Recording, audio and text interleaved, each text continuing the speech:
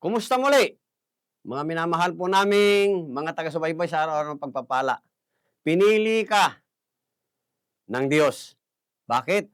Sabi po sa aklat po ng Ganap na Buhay Biblia, 2 Chronicles chapter 7 verse 14, kung ang bayang ito na aking pinili ay magpakumbaba, sabi niya po, magpakumbaba, hanapin ang Diyos, talikdan ang masamang gawain, magsisi sa kanyang mga kasalanan.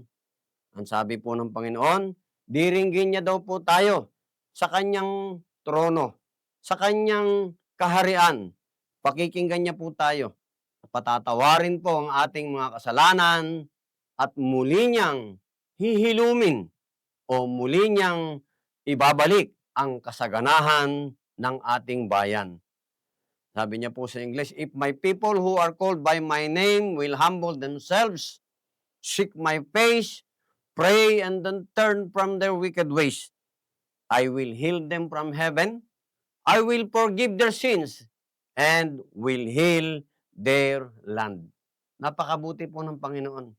Pinili ka, kapatid, sapagkat ang sabi nga po muli ng Panginoon, tayo bilang kanyang bayan na mga naniniwala at nananampalataya sa kanya.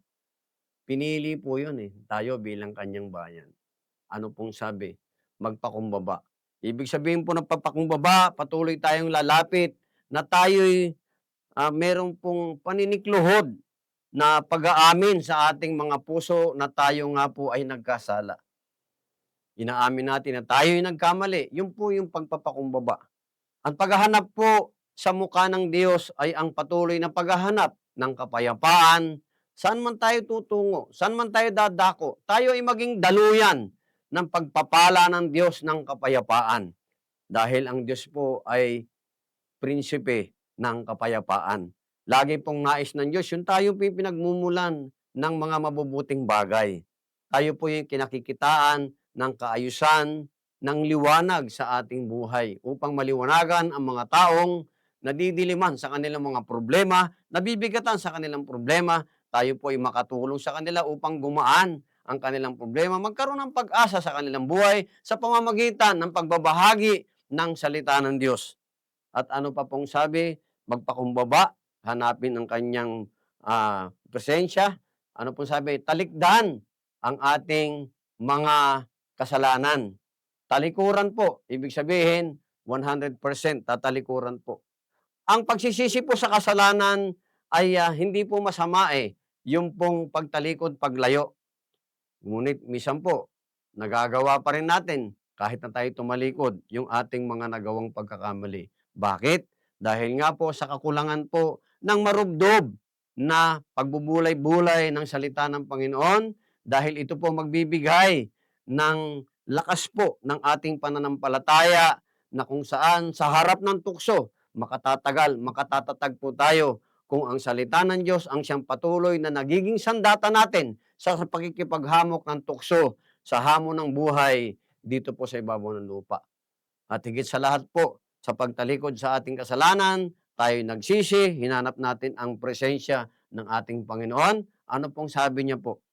Patatawarin niya daw po tayo sa ating mga kasalanan. Diringgin niya po tayo dahil hindi po lahat ng panalangin pinakikinggan ng Diyos. Kung ito po ay hindi nasasalig sa kalooban ng Diyos, hindi niya po ito pakikinggan dahil ang pinakikinggan ng Diyos ang mga panalangin na ayon sa kanyang kalooban. Kaya lagi po nating tandaan na tayo po ay lumapit sa Diyos na may pagpapakumbaba. Hanapin po natin ang kanyang banal na presensya. Manalangin po tayo sa bawat sandali ng ating buhay at talikuran ang ating mga kasalanan, ang pangako ng Diyos. Pakikinggan niya po tayo, patatawarin niya po tayo at muli niyang pasasaganahin ang ating buhay. Maraming salamat po. Tayo po'y manalangin. Diyos na makapangyarihan sa lahat, salamat po muli sa paalala mo, Panginoon, sa iyong salita na kami nga po ay magpakumbaba. Panginoon, kami po ay hanapin ang iyong banal na presensya, manalangin, talikuran ang aming kasalanan, ang pangako mo, patuloy mo kaming pasasaganahin, patatawarin mo po kami, ibabalik niyo ang kagalakan, kasaganahan, kapayapaan ng aming kabuhayan. Maraming salamat po. Ito po aming dalangin, puno ng kagalakan, pagtitiwala, at pasasalamat sa pangalan ng aming Panginoong Kristo. At patuloy, dalangin ko, Panginoon, ang bawat isa nakinig sa amin, ano man ang kanyang pinagdaraanan, kayo po ang hihilom nito, magbibigay sa kanya ng kagalingan at kapayapaan at pag-asa sa kanyang buhay. Tandaan mo kapatid, patuloy na pagtitiwala sa Diyos, ikaw ay mananagumpay dahil ikaw ay pinili ng Diyos. Hanggang sa muli. Bye-bye.